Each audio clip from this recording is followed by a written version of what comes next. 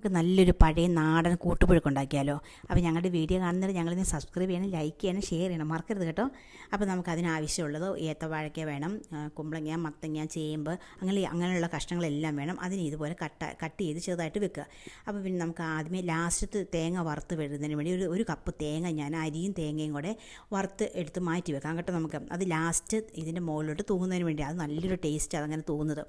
പിന്നീട് നമുക്ക് കുക്കറിൻ്റെ അകത്തേക്ക് ഈ കട്ട് ചെയ്ത് വെച്ചിരിക്കുന്ന കഷ്ണങ്ങളെല്ലാം ഇട്ട് അതിലേക്ക് ലേശം മഞ്ഞൾപ്പൊടിയും ഉപ്പും മല്ലിപ്പൊടിയും മുളക് പൊടിയും കുരുമുളക് പൊടിയും എല്ലാം കുറേശ്ശെ 1/4 ടീസ്പൂൺ വെച്ചിട്ടും 1/4 ടീസ്പൂൺ കായം കൂടി ഇട്ട് ഞാൻ വേവിക്കാൻ വെക്കും.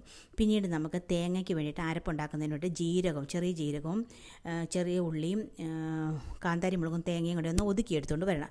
പിന്നീട് അതിന് പച്ചമണം മാറുന്നതിന് വേണ്ടി ഒരു പാൻ വെച്ച് നമുക്ക് ചെറുപയർ പുഴുങ്ങി വെച്ചതും കൂടെ ഇട്ട് ഇളക്കിയതിന് ശേഷം വേവിച്ച് വെച്ചിരിക്കുന്ന കഷ്ണങ്ങൾ ഇട്ട് ഇളക്കുക. അതിൻ്റെ മുകളിലേക്ക് സവോള ചെറുതായിട്ട് അരിഞ്ഞതും കരിയാപ്പിലയും പച്ചവെളിച്ചെണ്ണയും കൂടി ഇട്ട് കൊടുക്കുക. പിന്നീട് നമ്മൾ വറുത്ത് വെച്ചിരിക്കുന്ന തേങ്ങയോടെ ഇതിന് മുകളിലേക്ക് ഇടുക. നല്ല ടേസ്റ്റ് ആകട്ടോ, മസ്റ്റായിട്ട് ട്രൈ